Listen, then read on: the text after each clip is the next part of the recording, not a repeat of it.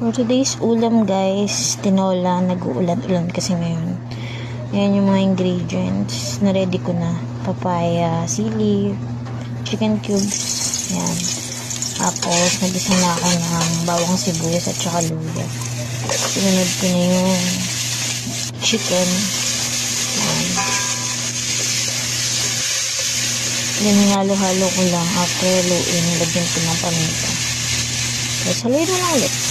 Tapos, 2 cup of water. Hindi pala, baka 3 na yan. Tapos, nilagyan ko ng papaya tsaka chicken cubes para isang kulo na lang sila. Yan. Yan, di ba, blurry na. Para lang sa vlog na to. Yan, kumukulo na siya. Mamaya pwede ko nang ilagay yung malunggay. Yan. Sasama ko na din dyan yung siling green. Tapos nilagyan ko nga pala ng sili na red.